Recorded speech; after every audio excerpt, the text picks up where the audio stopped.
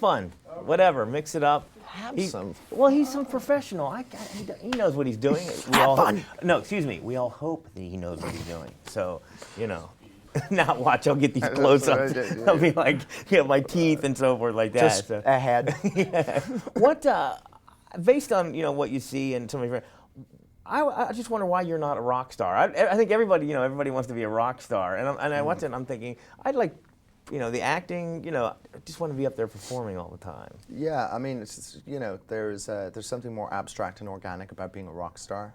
There's a certain amount of there's more freedom. It's more feral, I suppose. Yeah. Being an actor is more disciplined.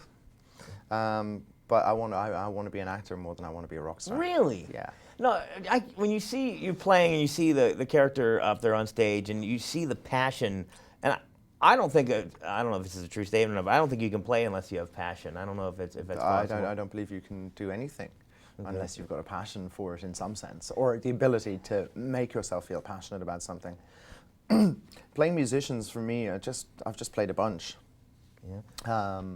I don't know why. It's just maybe my physicality or my personality lends to it.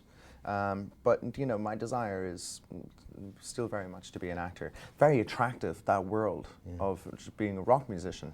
And I'm not saying that I would never try to be a musician, because I don't know at the moment. No, but I wouldn't want to be a liar.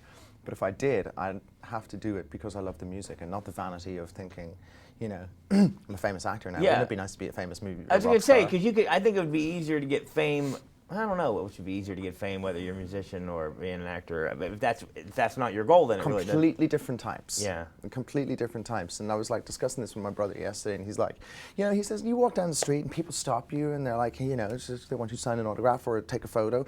He said, but you could have like the lead singer of Kings of Leon. Could be walking down the street and nobody would stop him. And I said, yeah, but it's different because you're talking about a visual art and a sound art. Completely different. When it's a scene when the brothers meet after they're away for a long time. Your character literally goes out, "Hit me, I'm suffering." Yeah. And I'm like, is that? I didn't quite understand. I'm like, is that an Irish thing, or it's just like? Yeah, it's just wake up. It's kind of like that. Sometimes sometimes a thump is as good as a hug. Yeah. Yeah. I was just thinking, because I don't know, it's just like let's get this over with, hit me, and then we get back. And that's exactly it. It's kind of like we've been dancing around this punch in the face for about 10 years now. Just want to give it now, and then we can laugh. Let's just can we get over this and get to laughing about it? Right. So I think it's more that what I mean. But it sounds a little bit more deep than it should be. But it's really because it's a movie for young folks. I think the dialogue would have been a little bit more immediate. Yeah. See, I kind of if it had been really too Irish. Right, exactly. I do. I tip for young folks. Might have been able to print. Yeah, I'm thinking, boy, I'm not real young, and I simply love this movie so much. I'm thinking, but as much as I love this movie, I was driving me crazy with your character. I'm like, just leave a freaking message on the phone. You know what I mean? I know. I was thinking the same. Come on, have a bit of backbone. Yeah, I think there'd be like an outtake somewhere along the line where you'd be like, call me. No. I should have done something like for the DVD where I'm like, hey, listen, that guy 10, 11 years ago, rooftop, night of your life. Do you remember that fella? Yeah.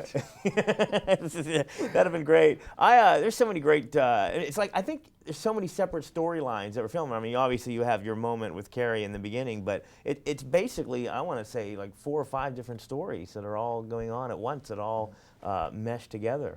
Sure. I mean, it's just everybody's linked for some reason, I mean, I love Terrence Howard in the movie. Oh, it's amazing. He is. He's just such a great presence. And he's got such gravitas, and that role, it's kind of like, he's one of the most emotionally open people in the film.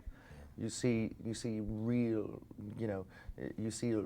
real sort of like passion in finding this kid, something that's really selfless.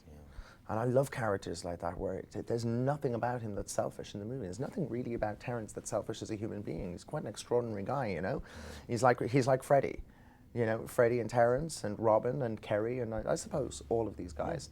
They're all one in a millions. Yeah. So they're such interesting people to be around. I'm really blessed, very blessed. I agree, the perfect cast. Thank you. You're very kind. Thank you.